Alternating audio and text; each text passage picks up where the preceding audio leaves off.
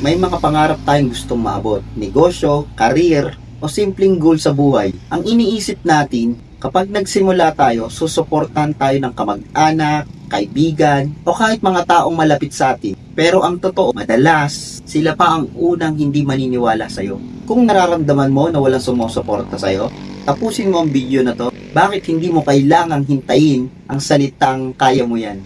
At kung hindi mo pa ako kilala, ako si Kim, na may 4 na taon na rin sa mundo ng pagninegosyo, na marami ng pagsubok, katangahan, kabobohan na naranasan. Alam mo yung pakiramdam, yung excited kang magkwento ng mga plano mo, tapos ang isasagot sa'yo ay, naku, baka malugi ka lang. Seryoso ka ba dyan? Wala namang sigurado sa ganyan. Magtrabaho ka na lang, mas sigurado yun. Ayun yung mga tipikal na maririnig mo sa mga taong malapit sa'yo. Masakit, lalo na galing sa pamilya mo. Sa halip na suporta, duda ang binibigay nila. Pero alam mo kung ano yung mas mahalagang tanong dito? Kailangan mo pa ba talaga ng suporta nila para magtagumpay?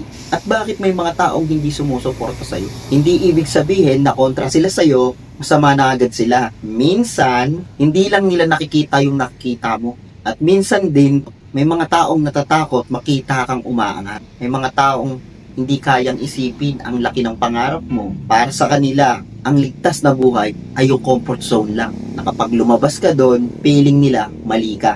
May mga taong nasanay na ikaw yung dating ikaw. Hindi nila matanggap na magbabago ka. Na mas lumakas ka, mas nagiging matapang ka, at mas nagiging handa kang sumugal sa mga pangarap mo. At may mga tao din kapag nakikita nila na ikaw ay may ginagawa, habang sila'y nananatili lang sa parehas na lugar, mas madali sa kanila na hilain ka na lang pababa kaysa akyatin ka. So pag ganon, ano ngayon?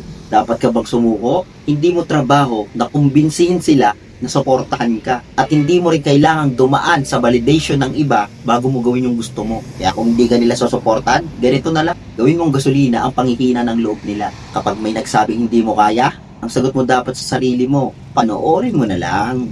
Iwasan mo rin makinig sa ingay. May mga taong may masasabi talaga kahit anong gawin mo. Pero sa huli, hindi naman opinion nila ang magpapakain sa iyo eh. Hindi naman sila ang magdadrive ng pangarap mong sasakyan, 'di ba? Kaya kung nakakaramdam ka ng mga ganyang pakiramdam sa ibang tao, humanap ka ng mga tamang tao. At kung walang sumusuporta na mas malalapit sa iyo, may ibang tao handang sumuporta sa iyo. Mga taong kagaya mo na nangangarap din. At kung nag-aalinlangan ka, isipin mo lang to, lahat ng matagumpay na tao, dumaan sa puntong walang naniniwala sa kanila. Pero anong pinagkaiba nila? Hindi sila huminto. Hindi mo kailangang patunayan ang sarili mo sa lahat. Patunayan mo lang sa isang tao, yun yung sarili mo. At kung walang naniniwala sa'yo, ikaw ang unang maniwala sa sarili mo. At hindi mo kailangan ng napakaraming tagahanga para magtagumpay. Ang kailangan mo lang ay isang taong hindi susuko sa'yo. Ang taong yun, ikaw mismo, yung sarili. Alabanin mo yung sarili na alam mong hindi naman makakatulong sa yung mga taong yun. Alisin mo yung mga taong negatibo sa iyo. Ito yung mga taong sa halip na sabihin kaya mo yan, sasabihin sa iyo baka malugi ka, ang dami mo namang pangarap, baka mapagod ka, magtrabaho ka na lang, sigurado pa.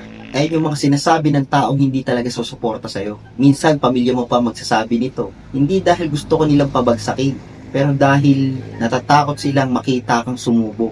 Hindi talaga nila nakikita yung nakikita mo.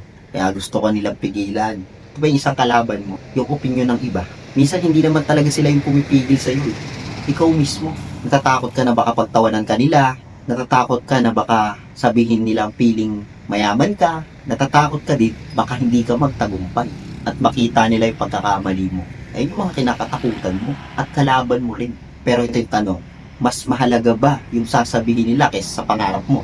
Kasi sa totoo lang, kahit anong gawin mo, may masasabi sila. Subukan mo magnegosyo, tatawagin kang ambisyoso. Kapag magtrabaho ka lang, sasabihin nila wala kang pangarap. Kapag maging successful ka naman, mainggit sila. Kapag naging mahirap ka, kukutsain ka. Kung ganun rin lang, bakit hindi mo nalang gawin yung gusto mo? Naniniwala ako na ikaw mismo ang magdidesisyon para sa sarili mo.